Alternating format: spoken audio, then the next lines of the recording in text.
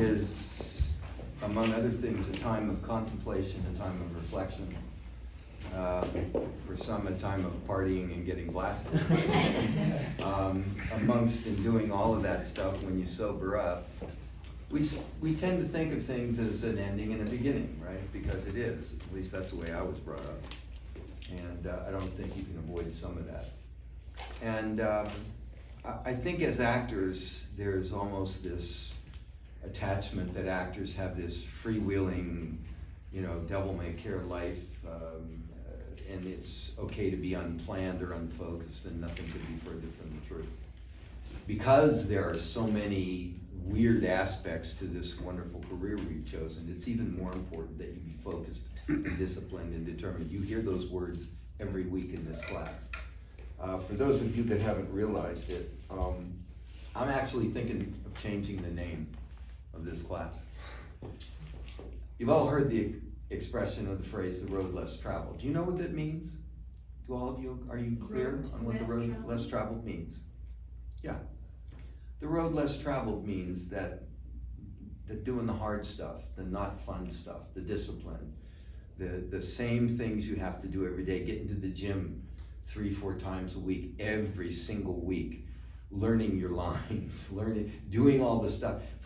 I've heard over the last 6 weeks, more than I think I've ever heard, people that are coming into this class, both as new members and also auditors, that tell me they've never seen and come into a class like this. They don't understand, not that they don't understand, but they've never had to work this hard. They've never had to do any of this. And because of that, I'm thinking of changing the name of the class to The Road Less Traveled, which will freak you out, David. But, David's auditing here. He also runs our website, so say how do to him. Yeah, you can clap. But the road less traveled is the road that everyone who achieves any kind of success in life, whether it's with their family or just any kind of business or anything, it's the one you have to travel on. And believe me, you just pick a lane, because it ain't crowded. It really isn't. The stairway to heaven and the highway to hell gives you an idea of the traffic flow one way or the other. And it's that way in business too. And I'm proud of that. I'm more convinced than ever that what we do in here is not only different, but it's the right way.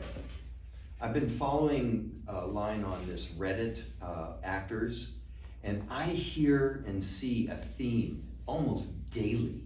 And someone actually commented on it today, that there was a theme daily, about how I have this scene where I have to cry. I have this scene where I have to break down. I have this scene where I have to be emotional.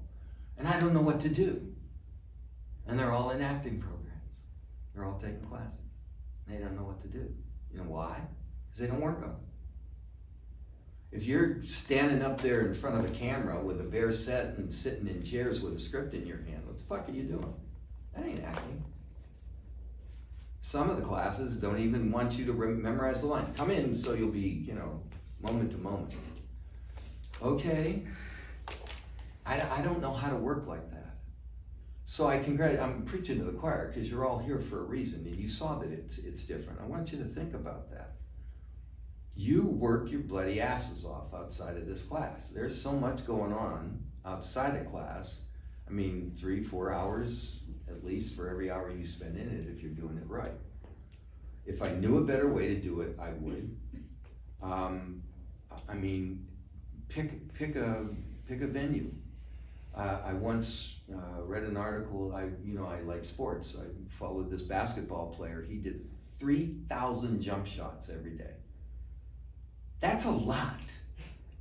My arms wouldn't raise above my shoulders if I tried to do something like that. 3,000, not 300. 3,000 every day. Why? He already made it, right? So shouldn't have to do it anymore, right? Doesn't work that way. Tiger Woods was notorious for being the hardest worker. There was no accident. Yeah, he was blessed with a lot of gifts, but he was on the practice tee before everybody, and he was on it after. Even after he won, he goes to the practice facility and hits balls. whatever you want is possible. You're so young, and that's a good thing. You got everything before you. What are you willing to do for it? That's always the theme, right? And we come up and ask those questions. So in these next 3 weeks, while you're eating those cookies and dancing around the tree and giving presents and loving your friends and your family, which is, I love Christmas. I'm nuts. If you haven't figured that out. Have you all heard of that Jackie Lawson website that has the greeting cards and stuff? Well, they also have a calendar. It's an advent calendar, and you buy it. And it has 25 days. It has little people walking and animals, and every day they give you a new thing, like a puzzle, or there'll be new things added. And I'm like a little fucking kid. Every morning I'm opening that thing up, and it has a sheet that you hit it and it goes bah and disappears. I love that thing. I'm looking all over for it. They hide it. I mean, it's great. It's a great time, and it's a great time to start thinking about, okay, this next year, what am I going to do different? How am I going to change? How am I going to change the things I want? And how am I going to get there from here? Making a plan. We talked about writing your goals out. This is usually a good time of year to do it. So I want you to contemplate that. And I want you to remember that your goals and dreams are possible. Everybody in here has one. Everybody has a goal. Everybody has a dream. Dream big. Make your goals big, because you can have it. The deal is, make a plan to get there and stick to it. It won't be easy. It just ain't that way. You've heard over and over how we learn. It's by failure, by trying and failing and trying and failing again, and picking yourself up off the mat one more time to try and do it again. If it was easy, everybody would do it. You can have all the talent in the world, all the education in the world. You can have all of those things going for you, but if you're not willing to put in the work and the discipline and the time, you might as well forget it. As far as the emotional side of things, the things we teach, even in that warm-up, which is, to me, still one, if not the most important, one of the most important parts of the class. Voice, body, and emotional life. That's it. That's your inventory. Every one of you has strengths and weaknesses. Your strengths, good. Keep working on them. The weaknesses, we all need to crack them. Everybody's personal monologue is due next year. Everybody's going to get there, because by far, that's the biggie. We tackle it head on. And not through trying to make yourself crazy by remembering the worst moments in your life. Although, damn, if I need it, I'll go there. And you can't be afraid of it. We want to get back in touch with our humanity at the base level when we were little kids and had no restrictions on us. We would cry, scream, yell, have a tantrum right in the middle of Walmart or wherever in the midst of your mother's great party with all her friends. It doesn't matter, because we don't care. We have to get back to that. We have to be able to do that. We have to be able to free our body and free our voice and connect it up to our emotional energy, because that's our instrument. You have to learn to play the instrument before you can make the music, yes? Yes. And we all want to make music together. So I want you to think about that. What's your goal? You want to learn to cry on cue?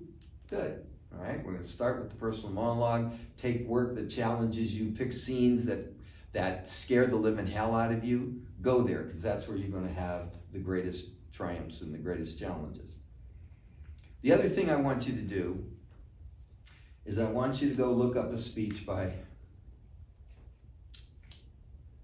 guy named Jim Valvano.